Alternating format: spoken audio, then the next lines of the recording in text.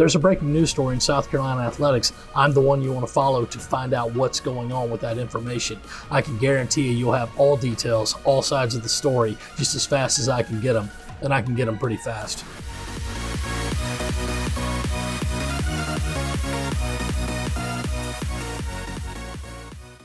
Hi, welcome to the Post and Courier's Countdown to Kickoff. I'm Gene Sapakoff, college sports editor and columnist of the Post and Courier, and this is our weekly visit with David Cloninger, the Post and Courier's esteemed, award-winning Gamecocks beat reporter. David, let's talk about Texas A&M versus South Carolina. Fair week in Columbia, Williams-Brice Stadium, a nice primetime kickoff. What do you think about this game in brief? It's going to be an interesting one, Gene. Normally when Texas A&M comes up on the schedule, I say, well, that's a loss because South Carolina's never beaten Texas A&M. But this year, if South Carolina's ever going to do it, this is the chance. Texas A&M is reeling. South Carolina is confident. So they just got to go tee it up and play on Saturday night. All right. Both teams have had 2 weeks to prepare. That should be fairly interesting. If you look at it, Jimbo Fisher, his last couple years at Florida State and at Texas A&M has not done all that well with 2 weeks to prepare. He has a pretty good bowl record at Texas A&M. They sort of backed out of that game against Wake Forest in Jacksonville last year, citing COVID issues. And Shane Beamer, on the other hand, a really nice win against Florida coming off a bye week last year. And then, of course, with extra time to prepare, the Gamecocks never looked better under Shane Beamer than against North Carolina in the bowl game. Before we go on much farther, I should say that if you want more really cool insights from David Cloninger on and off the field, he'll talk about the fair, he'll talk about the Gamecocks, he'll talk about movies, rock and roll, all kinds of stuff. Check out his newsletter at postandcourier.com/Gamecocks Now. That's postandcourier.com/Gamecocks Now. David, before we get to some other stuff, I want to ask you about R.J. Roderick, not on the squad anymore, the defensive back from Cane Bay. What does that mean for the depth for South Carolina? Well, Gene, it doesn't help. I mean, USC was playing pretty thin in the secondary anyway, but in this case, it's not like they're not used to not having Roderick available. He's been a guy who got hurt in the very first game, and he's only played in 3 of the 6 games since. So they had to go ahead and get used to it quick. They thought that he would be back at some point, which meant, well, hey, maybe you can rest the guys who have replaced him with Nick Emenwari and DQ Smith. Now they won't be able to. But the fact is that, nothing against RJ. He's a good kid. He was basically a 4-year starter, but he got Wally pipped. He got hurt, had to take a seat down, and Nick Emenwari took his place and is going to be a freshman All-American. So, you say, hey, it happened to Wally Pipp, and Lou Gehrig became great, and you just hope that RJ goes somewhere and plays his final season next year and can, continue his path on into the pros. David, let's talk about Emenwari and a few other guys, Edmond and some others. Emenwari in particular, just not very highly recruited. What does that say about Shane Beamer's staff's ability to identify recruits and develop players in a hurry? Yeah, that's one thing, Gene. Sometimes you got to get these diamonds in the rough. You never know where they're going to be. And Nick was a big athletic kid, 6'4", long arms, rangy. But I think a lot of coaches looked at him and said, what do we do with this guy? I mean, he's not that big to play linebacker, and I don't know if he's heavy enough to play defensive end. And I mean, a 6'4" safety, I don't know if he'll be that good back there, but Clayton White looked at him and said, I can use that kid. I can use him. So let me have him and we'll turn him into a safety. That's what they've done. And he stepped in that first game and he has played great.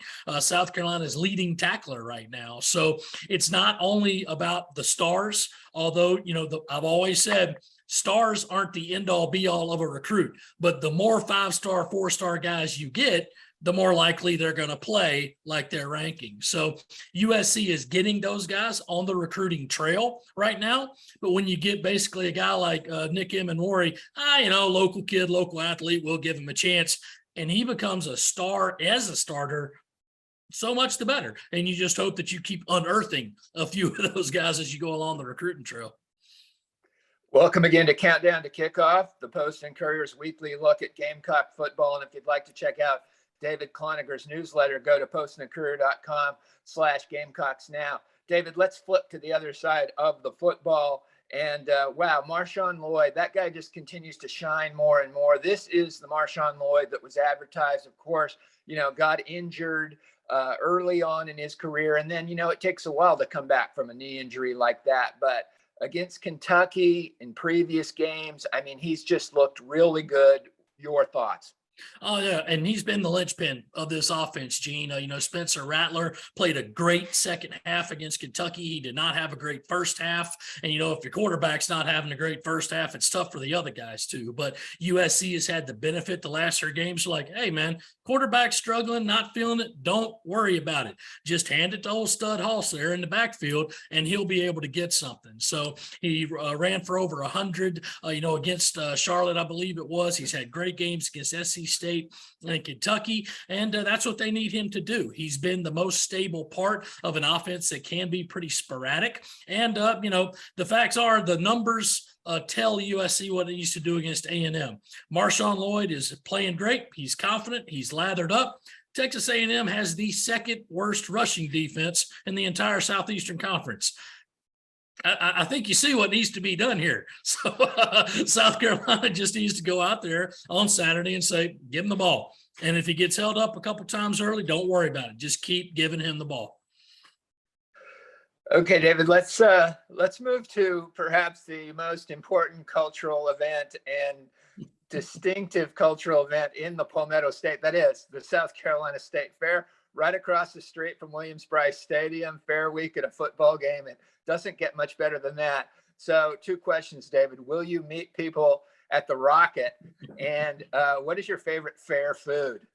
Well, hey, maybe I can get out there early and meet folks at the Rocket. But on the flip side, I'll buy you an elephant ear if you buy a subscription to the Post and Courier. Everybody wins. How about that? So I like the butterfly fries, or the Fisk fries. It's like a big heap of them, and they're all attached to them, drowned in vinegar. Those are usually my favorite. And I usually get a corn dog, and then try one of the fried Oreos, Snicker bars, whatever they're frying this year. I'll usually try it. I believe that the treat this year is a fried moon pie, which I thought, if you're going to have that, do you have a fried RC Cola on the side? I mean, you can't have a moon pie without RC Cola. That's in the Bible somewhere. So, but it's always going to be fun. Obviously 7:30 kick. Here's how it breaks down, Gamecock fans. If you're coming, they quit letting people into the fair at 9 p.m. All right. The rides run until midnight. So for folks coming to the game, or really folks coming to the fair, if you expect to get out quick from the football game or the fair, it's not going to happen. So bring your extra tailgating supplies, bring a book, bring a magazine, bring a Post and Courier, so you'll have something to read, because you're going to be waiting for a while after the game Saturday night. That right there is vintage DC right there, vintage David Cloninger. Okay, David, more on the fair food. What is the weirdest deep fried item you have ever tasted in public? Fried Pepsi. I don't even know how they do it, but apparently it's like if you pour Pepsi into a vat of hot oil, it floats, and then it fries and gets a crust on it and everything, and then they put it in a little cup. And I'm like, I'm more of a Coca-Cola man myself, so I wouldn't eat fried Pepsi, but that and the fried butter. I'm like, isn't it bad enough you get a cup of melted butter to go with whatever they're giving you, and now you're going to fry it too? I mean, this is the kind of thing where outside of the various tents, for your Italian sausage and your pizza and your corn dogs, you ought to have a cardiologist on call, just go ahead and run through and get checked out after you eat all this stuff. But, it's an event. It's definitely something you got to plan for. I'm always partial to the cheeseburger that has 2 Krispy Kreme donuts as the buns. Those have always been my jam, but you got to hold yourself to 1 a year. I mean, that's more than enough for anybody. Outstanding. All right, we're here with David Cloninger on Post and Courier's Countdown to Kickoff. If you'd like to check out his newsletter, go to postandcourier.com/Gamecocks Now. David, that SEC East is getting stranger and stranger. I think you got to look at Tennessee now as an elite team after beating Alabama, and Hendon Hooker as a leading Heisman Trophy candidate. That game in Columbia is going to be more and more difficult. On the flip side, I don't know about these Florida Gators under Billy Napier in this first year. I mean, they looked good, obviously, in that game in which they beat Utah to start with. I think that game's going to be looked at one of the strangest aberrations of the whole college football season when we're all done with it. And the Florida Gators are really having a time, and I'm just not sure they can fix that except through recruiting. So I ask you your thoughts on Tennessee at the top and the Florida Gators bumbling around. Well, that's the thing, Gene. I mean, I think I told you at the beginning of the season that I didn't think Florida would be very good. They've got a transcendent player in quarterback Anthony Richardson, but the rest, you're going to have to recruit your way out of this because it really slipped in the last couple of years under Dan Mullen. The recruits are on the way. Their class right now, I believe, is top 10, maybe number 8, if I'm not mistaken, but those guys aren't here yet. So you got to go through this year to get to next year. Billy Napier's a good coach. He knows what he's doing. But it's why even before the season, a lot of people are like, man, USC playing down at Florida, that's probably a loss. It's on the road. I thought, I don't think so. I think USC could very clearly be the better team going into Gainesville. Of course, that's a few weeks away, but, right now, that looks like South Carolina could go down there and win. So we'll see how that goes.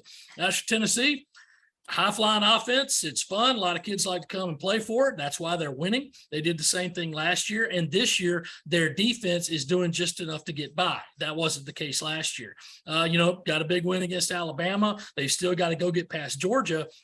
But it's like I've always said about Tennessee, Gene, all you got to do is stop them a couple of times because their defense will not be able to stop you. The problem is no one's been able to stop them consistently. Alabama had the game ready. I don't understand why when you have the ball and 2 timeouts and, less than 30 seconds to go, you don't just start calling runs to say, go ahead and set up the field goal. If you make it, you win. If you lose, you go to overtime, or if you don't make it, you go to overtime. They called 3 straight pass plays. Didn't work, missed a field goal, and now Tennessee had great field possession to go down and win the game. But that's Alabama. So the game at Williams-Brice is not looking real promising at present. But again, if they can just somehow knock Tennessee off its kilter and just don't let them score on a couple of drives while you continue to score, you got to make them play catch up. That said, they've earned what they got right now, and they're going to be a very tough out because, Gene, they're confident. How could they not be after beating Alabama and being 7-0 and being at their best location probably since their title year of 1998? But, pride goeth before the fall, Gene. And not a lot of people got more pride than Tennessee football fans. All right, David, you know what it is. It's that time of countdown to kickoff when I ask you for a prediction. South Carolina versus Texas A&M, Saturday night, Williams-Brice Stadium. Let's have it, Cloninger. It's been going back and forth in my brain, Gene, because I think that USC has got more momentum. I think that there's a very easy path for them to win this game. I also have known that this would not be the first time nor the 20th time that South Carolina was all hyped up and excited for a night home game and then came out and totally laid an egg. So based on that, South Carolina 21, Texas A&M 24. All right. Should be exciting. For David Cloninger, I'm Gene Sapakoff of the Charleston Post and Courier. Thank you for joining us on Countdown to Kickoff. And DC, please save me a Krispy Kreme cheeseburger. I'll have it waiting for you in the press box.